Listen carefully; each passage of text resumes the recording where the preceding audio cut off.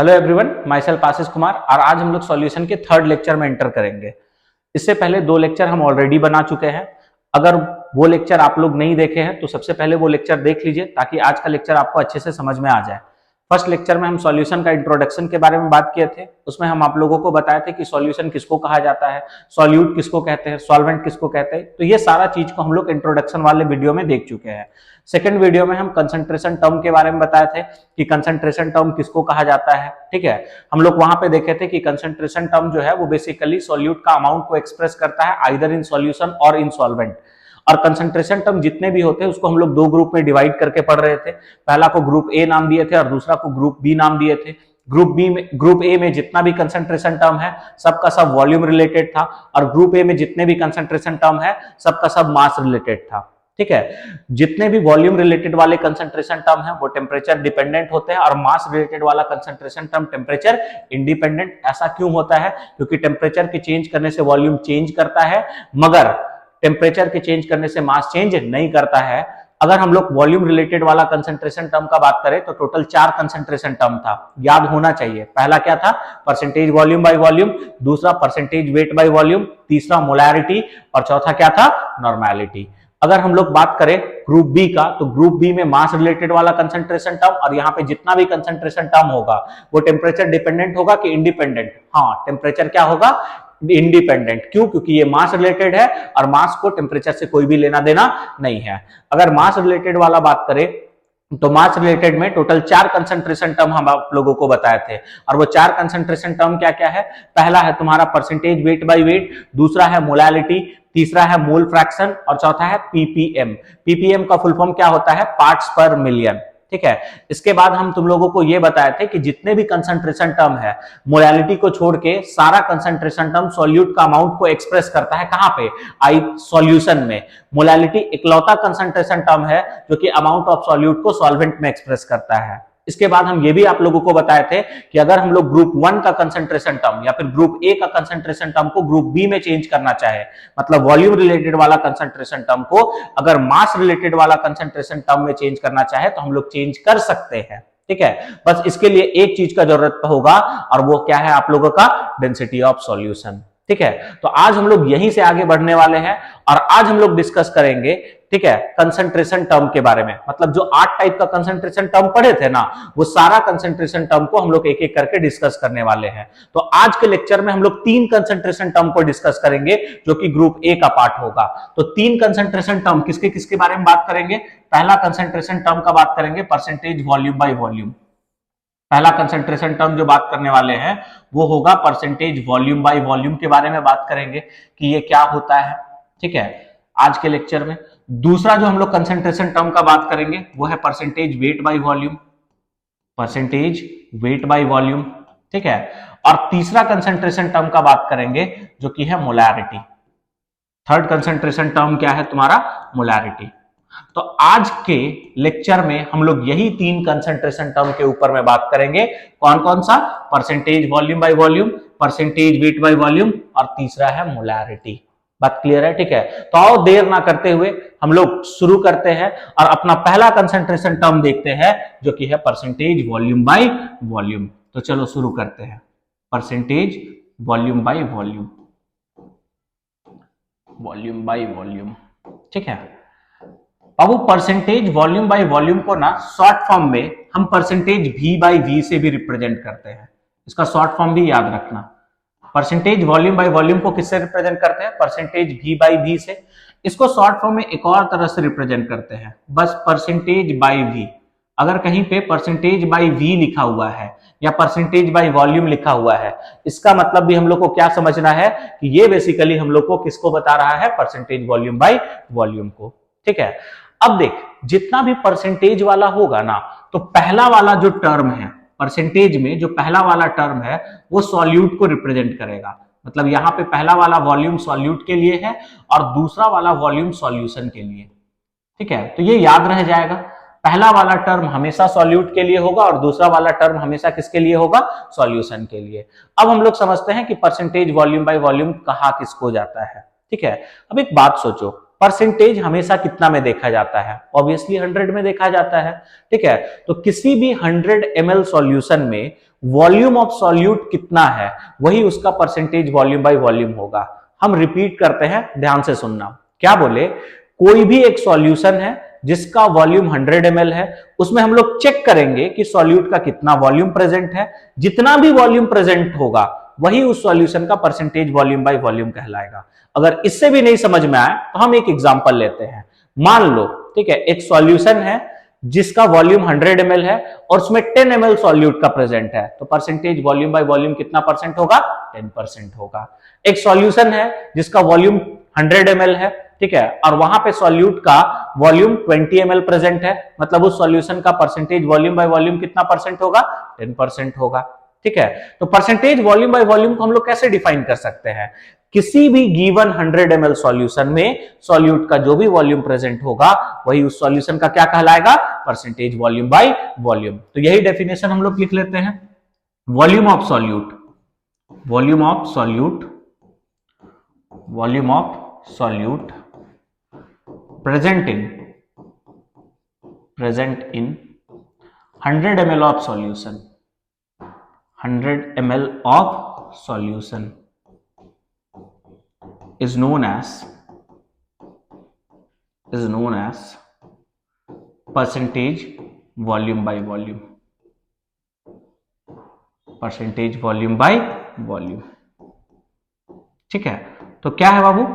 किसी भी 100 ml solution में सॉल्यूट का जो भी वॉल्यूम प्रेजेंट होगा उसी को हम लोग परसेंटेज वॉल्यूम बाय वॉल्यूम कहते हैं।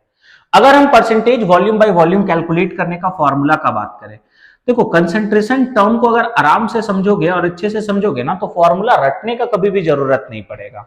अब बताओ, तो परसेंटेज कैलकुलेट करने का तरीका क्या होता है? मान लो अगर तुमको अपना मार्क्स का ही परसेंटेज कैलकुलेट करना है, कैसे कैलकुलेट करते हो? जो भी ऑब्टेन्ड मार्क्स होता है उसको ऊपर में रखते हैं, नीचे में टोटल मार्क्स को रखते हैं, इनटू 100 करते हैं। इसका मतलब जिसका भी परसेंटेज कैलकुलेट करना है उसका वैल्यू ऊपर में रखा जाता है, ठीक है, नीचे में टोटल, उसको किससे मल्टीप्लाई करेंगे? 100 से।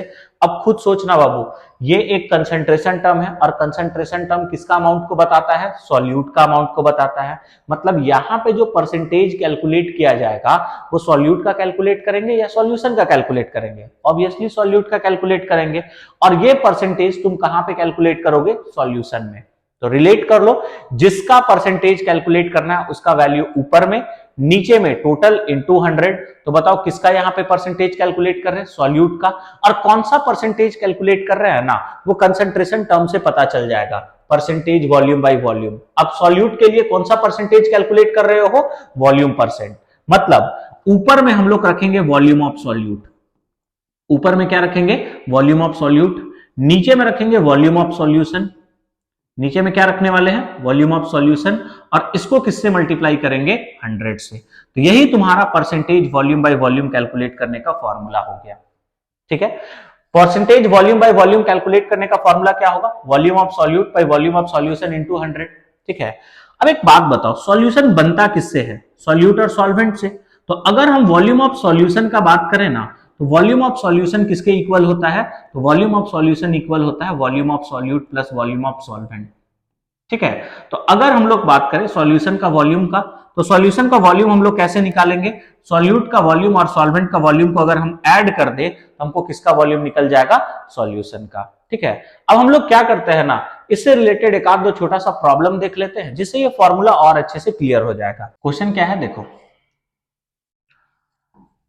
If 30 ml of ethanol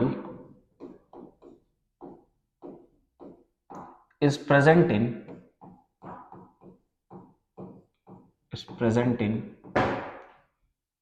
300 ml of solution, then find out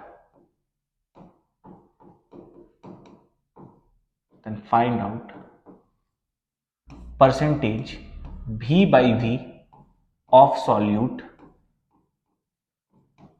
in solution। मान लो ये क्वेश्चन दिया हुआ है, ठीक है, तब हम लोग कैसे सॉल्व करेंगे? है आसान सा क्वेश्चन। मगर देखो अभी हम लोग छोटा छोटा क्वेश्चन में ये सीखेंगे कि बेसिकली क्वेश्चन को अप्रोच कैसे किया जाता है। तो जब तक तुम न्यूमेरिकल में एक्सपर्ट नहीं हो जाते हो ना, मेरा सजेशन ये है कि तुम लोग सबसे पहला काम यही करना कि क्वेश्चन में क्या दिया हुआ है और क्या निकालना है, पहले ये ढूंढोगे। इतना अगर कर लोगे ना तो तुम्हारा आधा पार्ट ऐसे ही सॉल्व हो जाएगा। बात क्लियर है? ठीक है, तो हम लोग सबसे पहले देखते हैं कि क्वेश्चन में दिया क्या हुआ है। तो क्वेश्चन पढ़ते हैं। इफ 30 ml ऑफ इथेनॉल, मतलब पहला चीज तो दिया हुआ है 30 ml ऑफ इथेनॉल, इथेनॉल, ठीक है। दूसरा क्या दिया हुआ है, is present in 300 ml of solution. दूसरा डाटा दिया हुआ है 300 ml of solution, 300 ml of solution. आगे पढ़ते हैं, फिर क्या बोला है, then find out percentage volume by volume of solute in solution. मतलब क्वेश्चन में basically percentage V by V of solute निकालने के लिए बोला है, ठीक है। अब एक बात बताना बाबू, ये जो 30 ml ऑफ इथेनॉल है ये किसका वॉल्यूम है, सॉल्यूट का, सॉल्वेंट का या सॉल्यूशन का? तो ऑब्वियसली ये किसका वॉल्यूम होगा, तुम्हारा सॉल्यूट का। तो ये 30 ml ऑफ इथेनॉल जो है वो सॉल्यूट का वॉल्यूम दिया हुआ है और यहां डायरेक्टली दे रखा है कि 300 ml ऑफ सॉल्यूशन, मतलब ये वॉल्यूम ऑफ सॉल्यूशन दिया हुआ है और निकालना है हमको परसेंटेज V बाई V। अब एक बात बताओ, percentage V by V calculate करने का फॉर्मूला क्या है? तो percentage V by V calculate करने का फॉर्मूला है volume of solute divided by volume of solution, volume of solution. इसको हम लोग किससे मल्टीप्लाई करते हैं, 100 से। अब जो भी डाटा तुमको पता है वो सबको लिख लेते हैं, तो परसेंटेज V बाई V। अब चेक करके हमको बताना वॉल्यूम ऑफ सॉल्यूट कितना दिया हुआ है, 30, गुड। वॉल्यूम ऑफ सॉल्यूशन कितना दिया हुआ है, 300, और इसको किससे मल्टीप्लाई करेंगे, 100 से। और वो 2 जीरो से 2 जीरो कटा, 3 1 जा 3, 3 10 जा 30, मतलब इस सॉल्यूशन के लिए percentage volume by volume of solute कितना होगा, 10%। बात क्लियर हो गया, ठीक है। एक और थोड़ा सा क्वेश्चन करते हैं, इसमें अलग टाइप का क्या पूछा जा सकता है वो देखो। जैसे मान लो कि एक क्वेश्चन है, if 50 ml of a solute is dissolved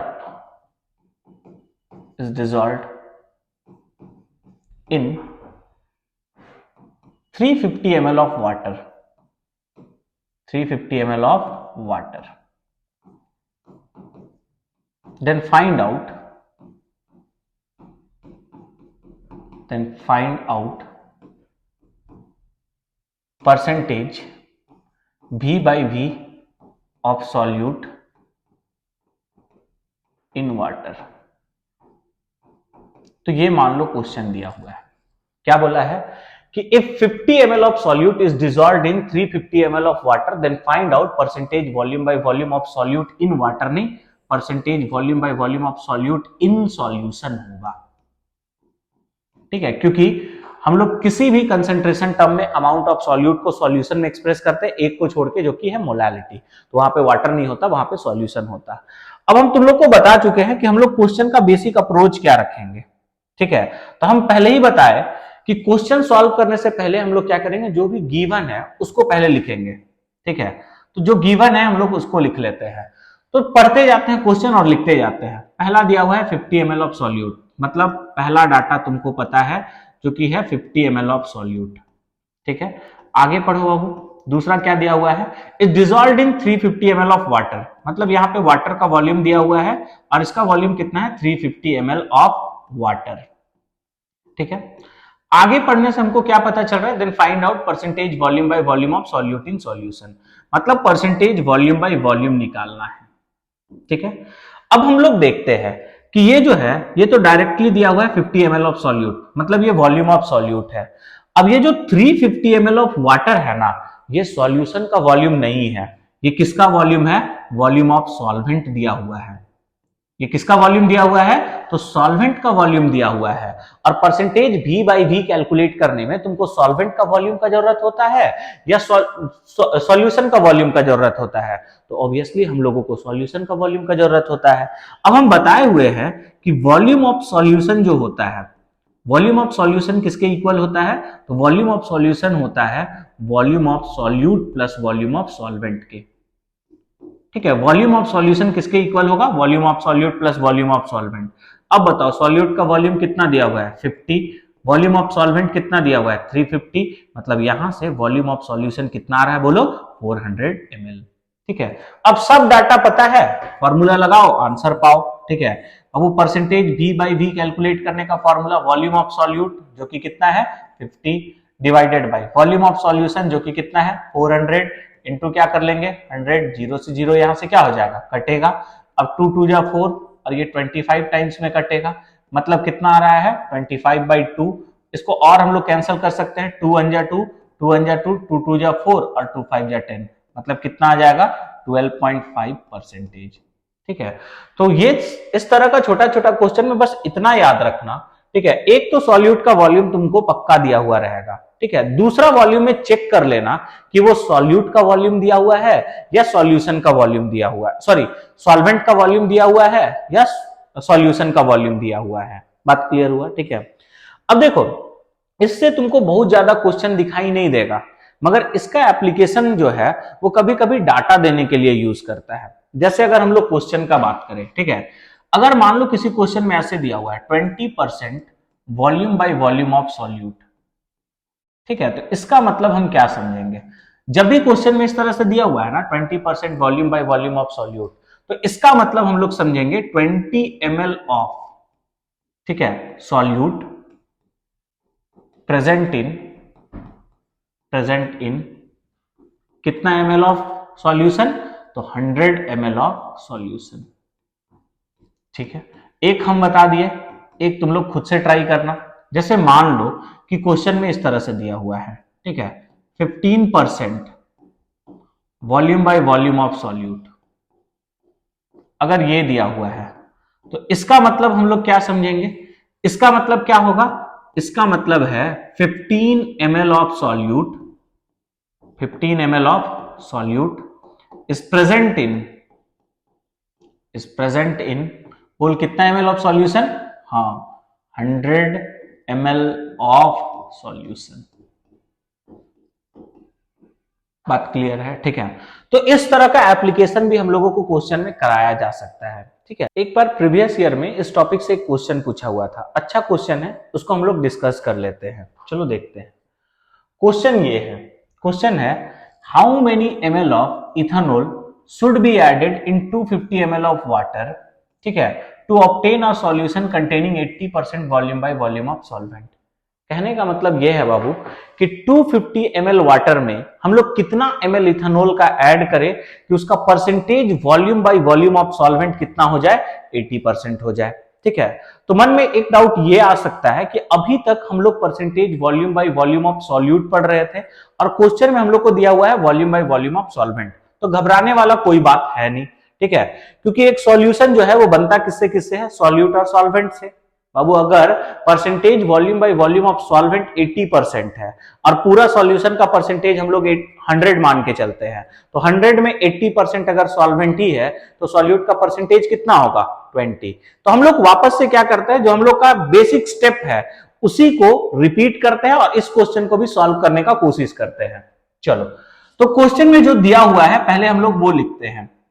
question में दिया हुआ है how many ml of ethanol should be added in 250 ml of water, ठीक है, to obtain a solution containing 80% volume by volume of solvent. तो पहला data हम लोग को पता चल रहा है कि यहाँ पे 80% volume by volume of solvent दिया हुआ है।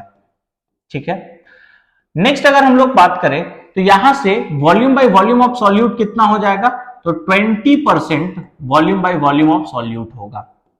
20% वॉल्यूम बाय वॉल्यूम ऑफ क्या होगा, सॉल्यूट।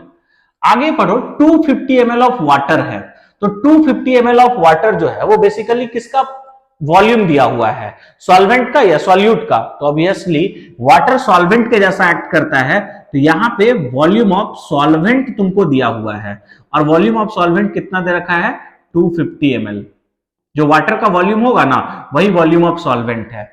और पूछा क्या है, तो हमसे पूछा है वॉल्यूम ऑफ इथेनॉल। ठीक है, तो वॉल्यूम ऑफ इथेनॉल मतलब ये सॉल्यूट का वॉल्यूम हम लोगों से पूछा है, सॉल्यूट का वॉल्यूम हम लोग को निकालना है। ठीक है, अब हम लोग क्या करते हैं, वही अपना फॉर्मूला यूज कर लेते हैं, परसेंटेज V बाई V वाला। Percentage V by V calculate करने का फॉर्मूला क्या होता है बोलो? ऊपर में वॉल्यूम ऑफ सॉल्यूट रखेंगे, नीचे में वॉल्यूम ऑफ सॉल्यूशन रखेंगे। वॉल्यूम ऑफ सॉल्यूशन की जगह में हम क्या लिख सकते हैं? तो वॉल्यूम ऑफ सॉल्यूशन की जगह लिख सकते हैं volume of solute plus volume of solvent, और इसको किससे मल्टीप्लाई कर देंगे? 100 से। ठीक है। अब बाबू ये जो फॉर्मूला है ना, वो percentage volume by volume of solute का है। तो बताओ percentage volume by volume of solute कितना है? 20%। तो यहां पे 20 रखेंगे, 80 मत रखना, 80 रखोगे तो गलत हो जाएगा। अगर वॉल्यूम ऑफ सॉल्यूट का बात करें तो यही हमको निकालना है, तो वॉल्यूम ऑफ सॉल्यूट कर देते हैं। नीचे में volume of solute plus volume of solvent, तो फिर से वॉल्यूम ऑफ सॉल्यूट निकालना है, तो इसको एज इट इज रहने देते हैं। और वॉल्यूम ऑफ सॉल्वेंट का वैल्यू तुमको दिया हुआ है कितना? 250 इंटू क्या हो जाएगा? 100। बात क्लियर हुआ? ठीक है। अब इस 100 को अगर इधर भेज दे तो क्या हो जाएगा? देखो तो 20/100, ठीक है, is equal to V solute divided by V solute plus 250। अब वो देखो ये 0 से 0 कटा, 2 1 जा 2, 2 5 जा 10। अब यहां पे क्या करो? क्रॉस मल्टीप्लाई कर लो। अगर हम लोग यहां पे क्रॉस मल्टीप्लाई करें तो क्रॉस मल्टीप्लाई करने के बाद क्या हो जाएगा, इसके बारे में हम लोग बात कर लेते हैं। ये इधर जाके मल्टीप्लाई करेगा और ये इधर आके मल्टीप्लाई करेगा, तो 1 इंटू यहां पे 1 है, इससे कौन मल्टीप्लाई कर रहा है? तो V सॉल्यूट मल्टीप्लाई कर रहा है, प्लस 250 इज इक्वल टू, ये 5 उधर जाएगा तो यहां पे 5V सॉल्यूट हो जाएगा। ठीक है। अब देख 1 से मल्टीप्लाई करोगे तो ऐसे चीज होगा, बस ब्रैकेट खोल के लिख दो, V सॉल्यूट प्लस 250, और ये क्या हो जाएगा? 5V solute. अब जो सॉल्यूट वाला है उसको एक साइड कर दो और जो नंबर है उसको एक साइड कर दो। ठीक है। तो क्या आएगा देखो तो 5V सॉल्यूट, ठीक है, minus V solute is equal to 250। ठीक है। तो 5V solute minus V solute कितना हो जाएगा? 4V सॉल्यूट, ठीक है, इज इक्वल टू 250। तो यहां से हमको वॉल्यूम ऑफ सॉल्यूट निकल जाएगा, और वॉल्यूम ऑफ सॉल्यूट कितना निकल रहा है चेक कर लो। 250 को हम किससे डिवाइड करेंगे? 4 से। 4 1 जा 4, ठीक है, 4 इसको कितने बार में कटेगा? 4 5 जा 20, 4 6 जा 24, ठीक है, 1 कैरी जाएगा, 4 2 जा 8, पॉइंट देके 0 देंगे तो 4 2 जा 8, 4 5 जा 20, मतलब कितना आ जाएगा तुम्हारा? नहीं, उल्टा कर रहे हैं, 4 2 जा 8 ऐसे नहीं कटेगा, सॉरी, 250 डिवाइडेड बाई 4 होगा ना, तो 4 1 जा 4, 4 6 जा 24, ठीक है। अब यहाँ पे 1 कैरी जाएगा तो 4 2 जा 8, ठीक है, 10 में 8 चला गया, 2 बचा, तो पॉइंट देके 0 देंगे तो 4 5 जा 20, मतलब कितना आ जाएगा? 62.5, और यूनिट क्या लिख लोगे? ml। इसका मतलब हम लोग क्या पता चल रहा है कि 62.5 ml अगर हम लोग इथेनॉल ऐड करें 250 ml ऑफ वाटर में, तो उसका percentage volume by volume of solvent कितना हो जाएगा? 80%। बात क्लियर हो गया? ठीक है। तो ग्रुप ए का पहला कंसंट्रेशन टर्म हम लोग का कंप्लीट होता है, और पहला कंसंट्रेशन टर्म क्या था? Percentage volume by volume. वो क्या होता है उससे रिलेटेड हम लोग कुछ क्वेश्चन कर लिए, एक क्वेश्चन प्रीवियस ईयर में आया था वो भी हम लोग डिस्कस कर लिए। अब हम लोग दूसरा कंसंट्रेशन टर्म की तरफ एंटर करने वाले हैं, जो कि है percentage weight by volume. Percentage weight by volume. चलो अब समझते हैं परसेंटेज वेट बाय वॉल्यूम किसको कहते हैं। पहले शॉर्ट फॉर्म में इसका नोटेशन सीख लो। शॉर्ट फॉर्म में इसको परसेंटेज W बाई V से रिप्रेजेंट करते हैं। ठीक है, शॉर्ट फॉर्म में इसको किससे रिप्रेजेंट करते हैं? परसेंटेज W बाई V से। वापस से, ठीक है, परसेंटेज वाला में पहला वाला टर्म किसके लिए हमेशा होता है? सॉल्यूट के लिए, और दूसरा वाला टर्म किसके लिए होता है? सॉल्यूशन के लिए। ठीक है, हम ऑलरेडी तुमको परसेंटेज वॉल्यूम बाय वॉल्यूम में बता चुके हैं कि परसेंटेज जब भी देखना है हमेशा कितना में देखा जाता है? 100 में देखा जाता है। तो बाबू परसेंटेज वेट बाय वॉल्यूम को भी हम लोग कितना में देखेंगे? 100 में। अब इसको कैसे डिफाइन करते हैं ये देखो। सॉल्यूशन के लिए क्या चाहिए? वॉल्यूम, और सॉल्यूट के लिए क्या चाहिए? वेट। सॉल्यूशन के लिए हमको वॉल्यूम चाहिए और सॉल्यूट के लिए क्या चाहिए? वेट चाहिए। तो हम लोग क्या बोलेंगे? 100 ml सॉल्यूशन में सॉल्यूट का जो भी वेट प्रेजेंट होगा वही उस सॉल्यूशन का परसेंटेज वेट बाय वॉल्यूम कहलाएगा। कहने का मतलब यह है कि 100 ml सॉल्यूशन में मान लो 5 ग्राम सॉल्यूट का प्रेजेंट है, 5 ग्राम सॉल्यूट का प्रेजेंट है, मतलब परसेंटेज वेट बाय वॉल्यूम कितना परसेंट होगा? 5%। अगर 100 ग्राम सॉल्यूशन में 10 ग्राम सॉल्यूट का प्रेजेंट है, सॉरी 100 ml सॉल्यूशन में अगर 10 ग्राम सॉल्यूट का प्रेजेंट है तो परसेंटेज वेट बाय वॉल्यूम कितना परसेंट होगा? 10% होगा। तो इसको हम लोग कैसे डिफाइन कर सकते हैं? It is defined as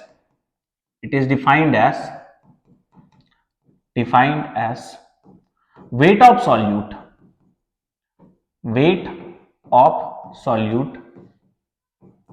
present in कितना ml of solution?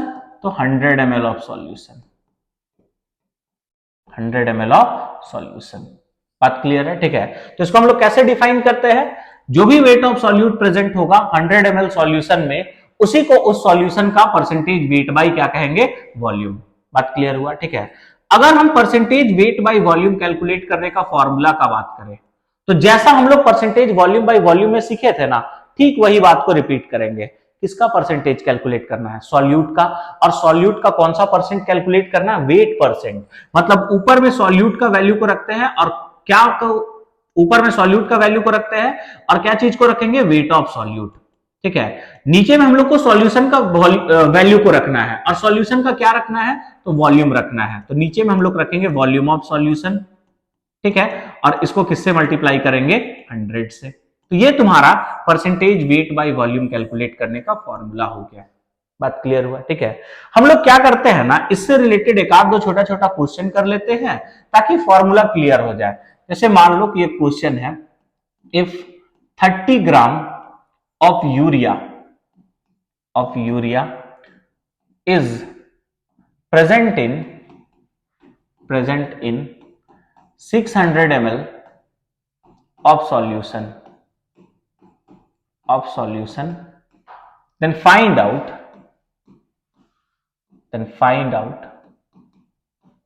percentage weight by volume of solute in solution. चलो ये क्वेश्चन दिया हुआ है, कैसे सॉल्व करेंगे? तो वापस से हम लोग वही करते हैं, जिसका जिसका वैल्यू हम लोग को दिया हुआ है क्वेश्चन में वो पहले लिख लेते हैं। 30 gram of urea. Babu urea किसका क्या चीज है? सॉल्यूट या फिर सॉल्वेंट? तो ऑब्वियसली सॉल्यूट है, मतलब 30 ग्राम बोला है तो हमको यहाँ पे वेट ऑफ सॉल्यूट दिया हुआ है और वेट ऑफ सॉल्यूट कितना दे रखा है? तो वेट ऑफ सॉल्यूट दिया हुआ है 30 ग्राम। नेक्स्ट बात करें, present in 600 ml of solution, तो वॉल्यूम ऑफ सॉल्यूशन हम लोग को दिया हुआ है। वॉल्यूम ऑफ सॉल्यूशन कितना दे रखा है? तो 600 ml दिया हुआ है। और कैलकुलेट हमसे क्या करा रहा है? तो कैलकुलेट करने बोल रहा है परसेंटेज वेट बाय वॉल्यूम। ठीक है, अब percentage weight by volume calculate करने का फॉर्मूला तुमको पता ही है। ऊपर में क्या चीज को रखोगे? तो ऊपर में रखोगे वेट ऑफ सॉल्यूट को। नीचे में क्या चीज को रखोगे? तो नीचे में रखोगे वॉल्यूम ऑफ सॉल्यूशन को। और इसको किससे मल्टीप्लाई कर देते हैं? 100 से। अब वो वेट ऑफ सॉल्यूट का बात करें तो वेट ऑफ सॉल्यूट कितना होगा? 30। वॉल्यूम ऑफ सॉल्यूशन कितना होगा? 600 इंटू क्या हो जाएगा? 100। 0 से 0 कट जाएगा, ये और ये भी कटा, 6 1 जा 6, 6 5 जा 30। मतलब यहाँ पे percentage weight by volume of solute कितना हो जाएगा? 5% होगा। तो इस तरह का छोटा छोटा क्वेश्चन तुमसे पूछा जा सकता है। वापस से इसका बहुत ज्यादा क्वेश्चन तुम लोग को दिखाई नहीं देगा, मगर इसका एप्लीकेशन फिर से डाटा देने में करता है। और डाटा देने में क्या कर सकता है? तो जैसे मान लो किसी क्वेश्चन में इस तरह से देगा 10% weight by volume of glucose. ठीक है, इस तरह से दे देगा अगर क्वेश्चन में, तो इसका मतलब हम लोग क्या समझेंगे? इसका मतलब क्या होगा? 10 ग्राम ऑफ ग्लूकोज। अब ग्राम और ml लेने में तुमको कंफ्यूजन हो रहा है ना, तो देखो यहां पे क्या दिया हुआ? Weight by volume. तो ये बात याद रखना, पहला वाला किसके लिए होता है? सॉल्यूट के लिए। अब देखो परसेंटेज जो भी है ना वो सॉल्यूट का अमाउंट को बताएगा और सॉल्यूट का वेट लेना है, इसीलिए हम यहां पे ग्राम ले रहे हैं। तो 10 gram of solute, 10 gram of solute is present इन कितना ml of solution? 100 ml of solution, 100 ml of solution. ठीक है, और ये सॉल्यूट के प्लेस में क्या होगा? तो सॉल्यूट के प्लेस में ग्लूकोज होगा। इसको तुम ऐसे भी पढ़ सकते हो, 10 gram of glucose is present in 100 ml of solution. मान लो अगर इस तरह से क्वेश्चन दिया हुआ है, क्वेश्चन में दिया हुआ है 15% weight by volume of sucrose. अगर मान लो ये दिया हुआ है तो इसका मतलब हम लोग क्या समझेंगे? इसका मतलब समझेंगे 15 gram of sucrose, 15 gram of sucrose is present in 100 ml of solution, 100 ml of solution. बात क्लियर है? ठीक है, सुक्रोज ही तुम्हारा यहाँ पे सॉल्यूट है, तो सुक्रोज के जगह में अगर सॉल्यूट भी लिख दोगे तो कोई दिक्कत नहीं है। हम लोग इस तरह से भी परसेंटेज वेट बाय वॉल्यूम का यूज कर सकते हैं। बात क्लियर हो गया? ठीक है, अब हम लोग आगे बढ़ते हैं और आज का लेक्चर का जो सबसे इंपॉर्टेंट टॉपिक देखने वाले हैं वो है मोलैरिटी। ठीक है, मोलैरिटी से बहुत ज्यादा क्वेश्चन पूछा जाता है, तो इस लेक्चर में हम लोग मोलैरिटी क्या होता है और उसका क्या क्या फॉर्मूला है बस उससे डील करेंगे। मोलैरिटी से रिलेटेड जो भी क्वेश्चंस है उसको हम लोग नेक्स्ट लेक्चर में ही डील करेंगे। ठीक है, बाबू हम लोग बात करते हैं मोलैरिटी के बारे में। अब मोलैरिटी को कैपिटल लेटर एम से रिप्रेजेंट किया जाता है। It is represented by capital letter M. It is represented by capital letter M. Molarity को हम कैपिटल लेटर एम से रिप्रेजेंट करते हैं। मोलैरिटी किसको कहते हैं ये समझो।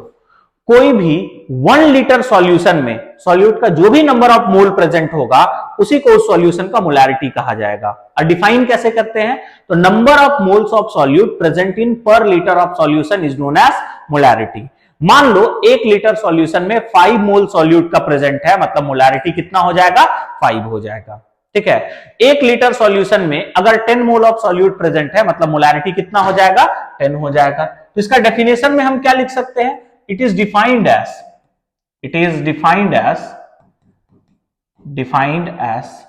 number of moles of solute,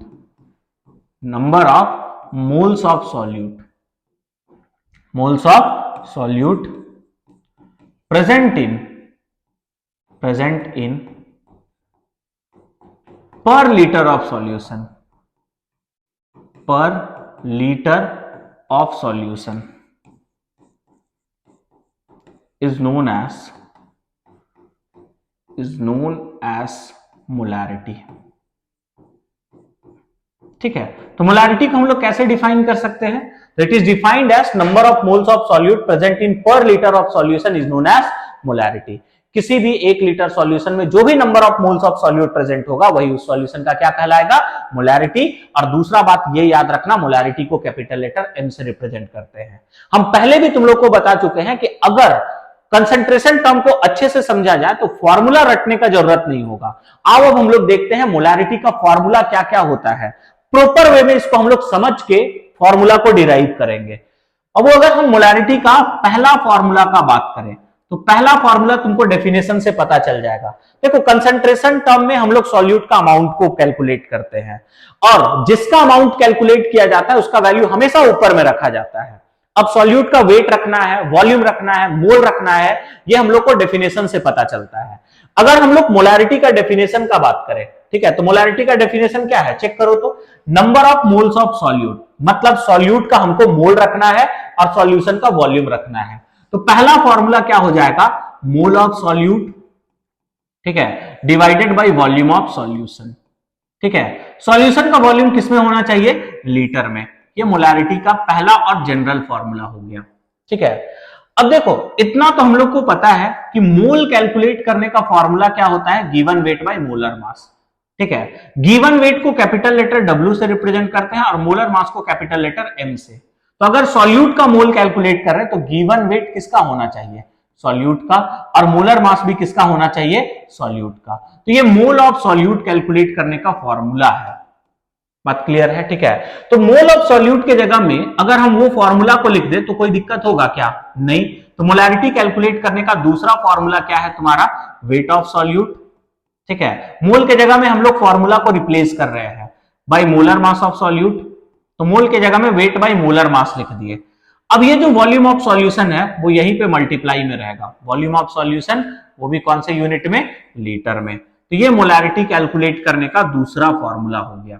ठीक है, मोलैरिटी कैलकुलेट करने का एक और फॉर्मूला हो सकता है और वो फॉर्मूला क्या है ये देखो। जरूरी नहीं है कि वॉल्यूम ऑफ सॉल्यूशन हमेशा लीटर में दिया हुआ रहे, कभी कभी वॉल्यूम ऑफ सॉल्यूशन ml में भी रहता है, तो उस केस में कौन सा फॉर्मूला यूज करोगे वो भी देख लो। वेट ऑफ सॉल्यूट, नीचे में रखेंगे वही molar mass of solute into volume of solution. मान लो कि अगर ये वॉल्यूम ऑफ सॉल्यूशन लीटर के जगह किसमें आ जाए, ml में, और तुम्हारा जो कंसंट्रेशन टर्म है या फिर मोलैरिटी जो है वो क्या बोलता है कि मोल ऑफ सॉल्यूट को तुमको पर लीटर ऑफ सॉल्यूशन में ही देखना है। तो ये जो वॉल्यूम ऑफ सॉल्यूशन ml में है इसको तुमको लीटर में बदलना होगा, और ml को लीटर में बदलने के लिए 10 का पावर -3 से मल्टीप्लाई करते हैं। अब बताओ 10 का पावर -3 अगर ऊपर चला जाए तो 10 का पावर क्या हो जाएगा, +3। 10 का पावर -3 अगर ऊपर चला जाए तो 10 का पावर क्या हो जाएगा, +3, और 10 का पावर +3 को ही हम लोग क्या बोल देते हैं, 1000। इसका मतलब अगर तुम वॉल्यूम ऑफ सॉल्यूशन को ml में रखना चाहते हो, ठीक है, अगर हम लोग वॉल्यूम ऑफ सॉल्यूशन को किसमें रखना चाहते हैं, ml में, तो ऊपर में तुमको किससे मल्टीप्लाई करना होगा, 1000 से। तो ये मोलैरिटी कैलकुलेट करने का 3 फॉर्मूला हो गया, और ये तीनों फॉर्मूला जो है ये पहला वाला जनरल फॉर्मूला से डिराइव हुआ है, ठीक है। मोलैरिटी का जो मेन फॉर्मूला है वो mole of solute bye volume of solution है। दूसरा फॉर्मूला कैसे मिला, मोल के जगह में वेट बाय मोलर मास रख दिए। तीसरा फॉर्मूला कैसे मिला, वॉल्यूम ऑफ सॉल्यूशन अगर ml में है तो उसको लीटर में चेंज करने के लिए हम लोग को 1000 से डिवाइड करना होगा या 10 का पावर -3 से मल्टीप्लाई करना होगा। वो 10 का पावर -3 ऊपर चला जाएगा तो 10 का पावर +3 में चेंज होगा। 10 का पावर +3 का मतलब क्या है, 1000। तो तुमको इतना लंबा चौड़ा कहानी याद नहीं रखना, बस इतना याद रखना है कि अगर वॉल्यूम ऑफ सॉल्यूशन ml में है तो ऊपर में 1000 से मल्टीप्लाई करना पड़ता है। ये मोलैरिटी का 3 फॉर्मूला हो गया। अब वो हम लोग थोड़ा सा मोलैरिटी के यूनिट के बारे में भी बात कर लेते हैं।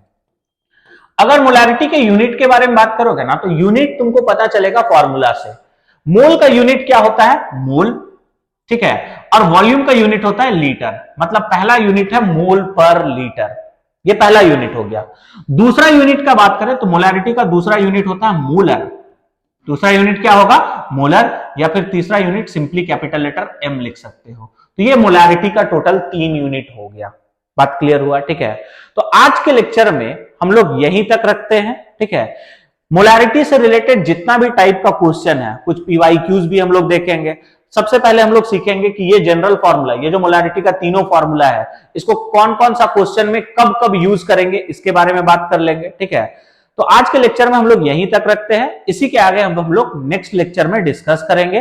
तब तक के लिए थैंक यू।